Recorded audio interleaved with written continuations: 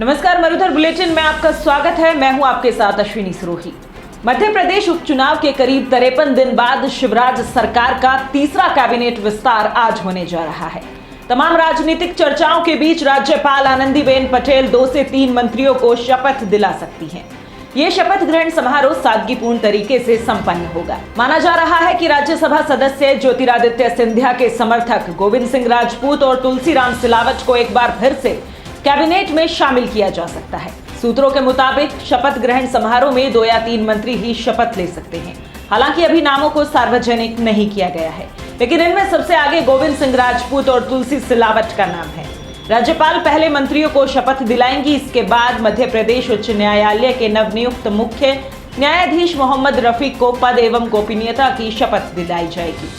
बता दें कि शपथ ग्रहण समारोह बेहद सादगी भरा होगा। इसमें मुख्यमंत्री शिवराज और मंत्री तो शामिल रहेंगे, लेकिन ज्योतिरादित्य सिंधिया का अभी तक कोई आधिकारिक कार्यक्रम जारी नहीं हुआ है। इससे पहले हुए दोनों शपथ ग्रहण समारोह में ज्योतिरादित्य सिंधिया मौजूद रहे थे। कोरोना वैक्सीन को लेकर सियासत लगातार गर्माती जा रही है। समाजवादी पार्टी के अध्यक्ष और उत्तर प्रदेश के पूर्व मुख्यमंत्री अखिलेश यादव ने कोरोना वैक्सीन लगवाने से मना कर दिया है। अखिलेश ने कोरोना वैक्सीन को बीजेपी का टीका बताया। वहीं उनके समर्थन में उनकी पार्टी के नेता उतर आए और कहा कि अगर अखिलेश ने मना किया है तो जरूर वैक्सीन में कुछ गड़बड़ होगी। दरअसल अखिलेश यादव ने कोरोना वैक्सीन को भाजपा का टीका करार दिया है। उन्होंने ये भी कहा कि वैक्सीन नहीं लगवाऊंगा। बता दें कि समाजवादी पार्टी के प्रमुख अखिलेश यादव के भाजपा का टीका वाले विवादित बयान के कुछ घंटे बाद ही जम्मू कश्मीर के पूर्व मुख्यमंत्री उमर अब्दुल्ला ने पलटवार करते हुए कोरोना के टीके को मानवता से जुड़ा बताया। उन्होंने ट्वीट कर कहा कि जब उनकी बारी आएगी तो वे खुशी खुशी वैक्सीन लगवाएंगे। उन्होंने वैक्सीन को किसी राजनीतिक पार्टी से जुड़ा हुआ मानने से साफ इनकार किया है। उमर अब्दुल्ला ने कहा कि कोविड-19 टीके का संबंध किसी राजनीतिक दल से नहीं बल्कि मानवता से है। जम्मू कश्मीर के पूर्व मुख्यमंत्री अब्दुल्ला ने ट्विटर पर लिखा कि मैं किसी और के बारे में तो नहीं कह सकता, लेकिन जब मेरी बारी आएगी तो मैं खुशी खुशी टीका लगवाऊंगा। केरल में भगवान शिव की सबसे ऊंची प्रतिमा वाला अजीमाला मंदिर लोगों के लिए खोल दिया गया है। यहाँ कोवलम के निकट अजीमाला बीच के चट्टान पर गंगधारेश्वर के रूप में 58 फीट ऊंची मूर्ति का निर्माण 6 साल पहले शुरू हुआ था। इस मूर्ति के निर्माण के पीछे 29 वर्षीय देवदाथन का परिश्रम है, जिन्होंने 23 वर्ष की उम्र में फाइन आर्ट्स की पढ़ाई करते हुए मूर्ति का निर्माण का काम शुरू किया था। उन्होंने बताया कि चूंकि ये मूर्ति समुद्र के किनारे बन रही थी, इसलिए निर्माण को पानी तथा खारेपन के प्रति प्रतिरोधी बनाने का खास ध्यान रखा गया। सीमेंट के साथ ऐसे केमिकल मिलाए गए जो खारे पानी को झेल सके।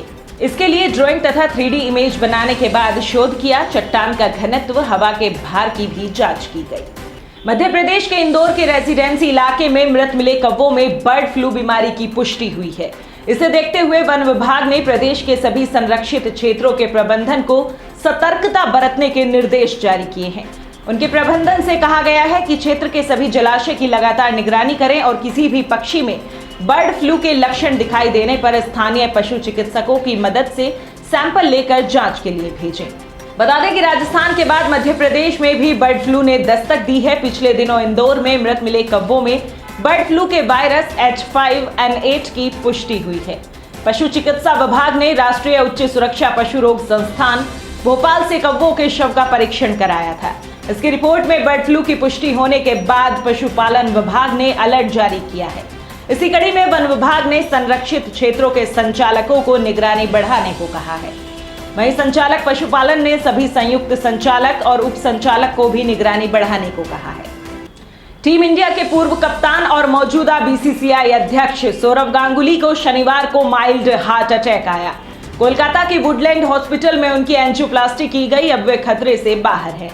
खबर मिलते ही उनका हाल जानने पश्चिम बंगाल के राज्यपाल जगदीप धनखड़ अस्पताल पहुंचे। कुछ ही देर बाद बंगाल की मुख्यमंत्री ममता बनर्जी भी वहां पहुंच गई। गांगुली हाल ही में राज्यपाल से मिलने राजभवन पहुंचे थे। इसके बाद उनके भाजपा ज्वाइन करने की अटकलें लग रही थी। बता दें कि शनिवार सुबह गांगुली को माइल्ड हार्ट अटैक आया। कुछ देर बाद परिजन उन्हें हॉस्पिटल लेकर गए, जहां उन्हें एडमिट कर लिया गया। वुडलैंड हॉस्पिटल की MD और CEO रूपाली बसु ने कहा, गांगुली की हालत स्थिर है, उनकी प्राइमरी एंजियोप्लास्टी की गई है।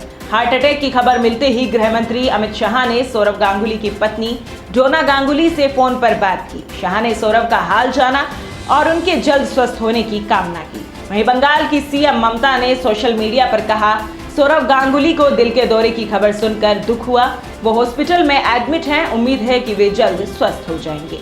इस बुलेटिन में बस इतना ही। तमाम बड़ी खबरों के लिए बने रहिए मरुधर बुलेटिन के साथ। नमस्कार।